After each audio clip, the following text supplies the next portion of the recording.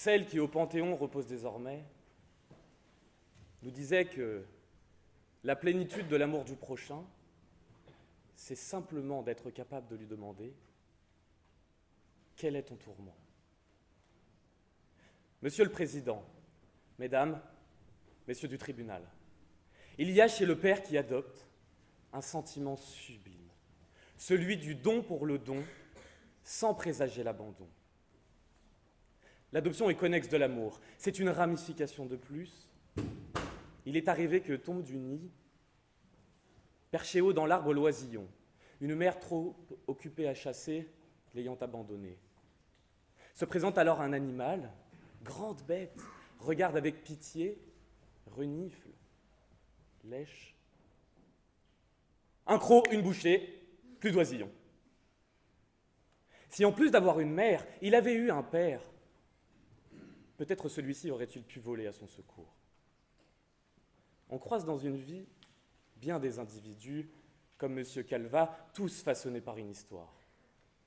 Mais ne tombons pas trop vite dans l'écueil de la psychologie de comptoir, car même si le ciel est trop haut, que la terre est trop basse, et que seul le comptoir est à la bonne hauteur, s'élever peut nous permettre d'atteindre le perchoir de la vérité.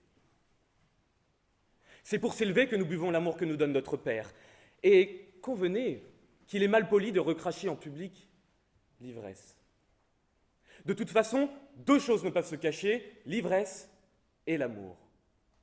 Et chers contradicteurs, j'ai vu dans votre plaidoirie l'amour de la cause et l'insouciance menée par l'ivresse.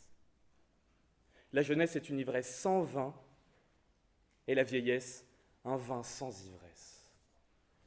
Si nous sommes ici, mesdames et messieurs, du tribunal, c'est parce qu'un homme, Monsieur Justin Calvat, n'est plus saoulé par l'ivresse de l'amour, mais bien par la solitude. Je l'ai vu tituber de douleur, s'effondrer, crier famine d'amour, se contenter des restes, car, Monsieur le Président, s'il y a bien une addiction qu'il est peu recommandé de soigner, c'est bien l'addiction d'amour. Monsieur Calvat rencontre Madame Néorangina. Il ne pouvait rêver meilleure dame à sa cour.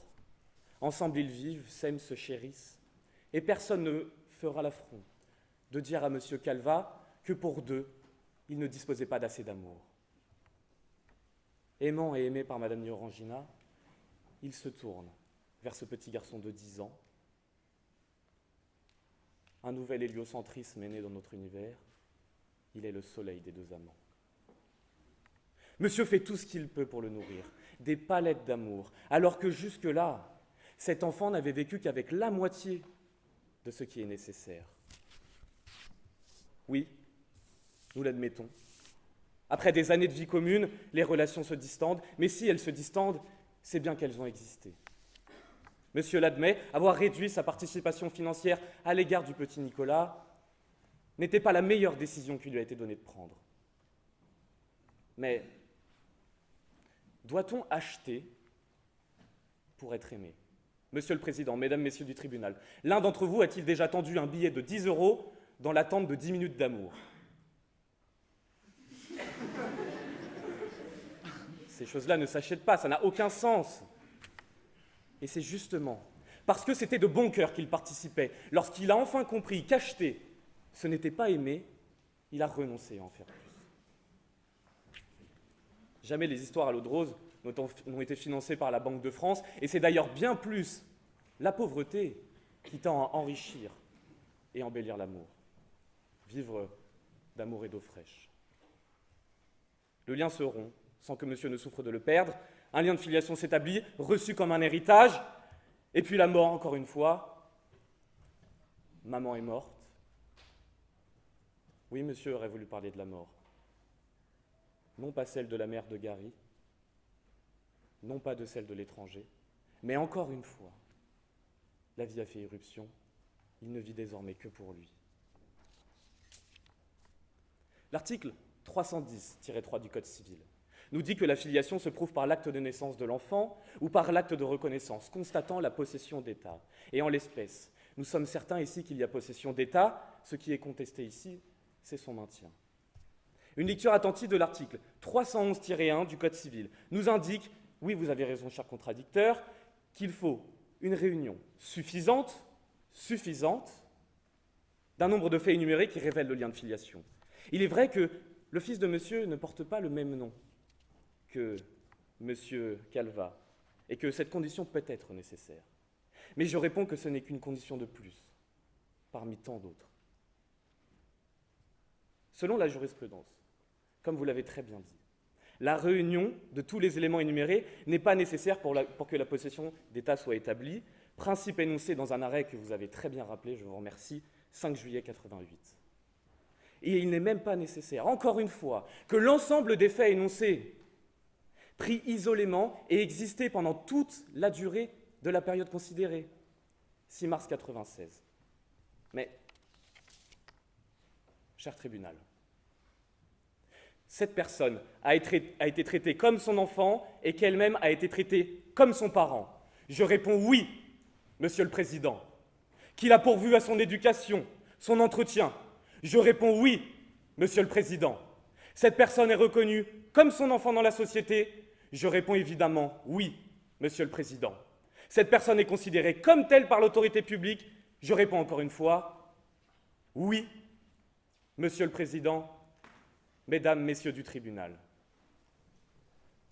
Quelle souffrance pour cet homme d'avoir contribué à son éducation, d'avoir été comme un père, d'avoir été conforté dans son sentiment de plénitude par l'ensemble du voisinage et par l'administration elle-même, puisqu'elle reconnaît cette possession.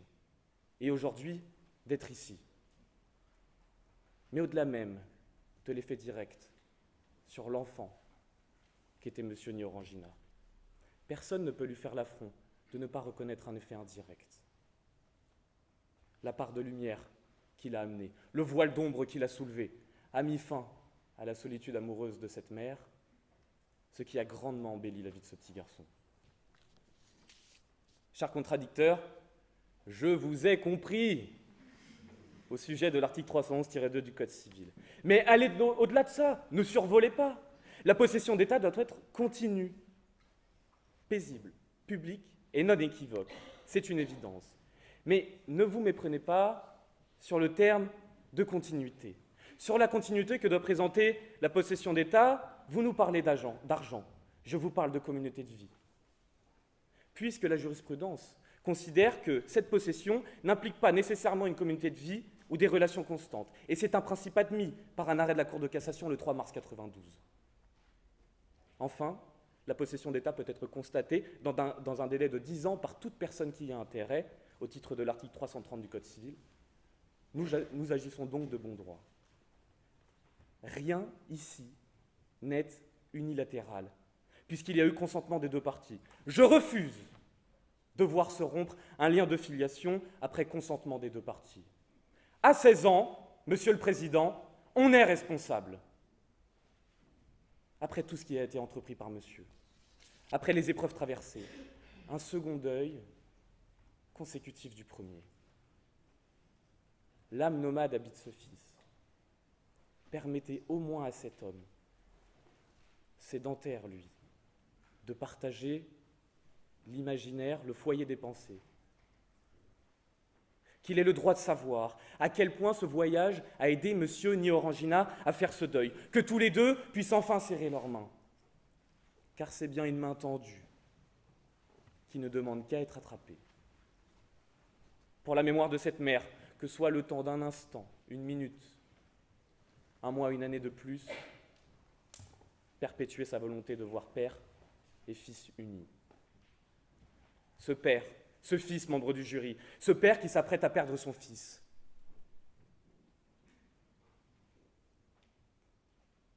Fiston, fais ce qu'il te plaît, mais je t'en supplie, reste là, ne t'en vas pas, ne me laisse pas seul. Fais-le pour nous, pour ta mère, pour moi. S'il avait pu s'exprimer, c'est ce qu'il nous aurait dit. Ainsi, au titre de l'ensemble de ces motifs et des articles 310-3 à 311-2, 335 et 330 du Code civil, je demande que soit conservé le lien de filiation entre M. Calvat et M. Ni-Orangina. Et à ce titre, M. Calvat prend l'engagement solennel de contribuer à l'entretien et à l'éducation de son fils à proportion de ses moyens, conformément à l'article 371-2 du Code civil. Si peu de reconnaissance, avec tant de connaissances du monde et de l'inconnu. Mais convenez que l'on peut toujours adopter les positions de l'ennemi en restant sur les siennes. Au nom du Père, du Fils et de la filiation, cher tribunal, au panthéon des questions où nous nous retrouvons, quel est son tourment ?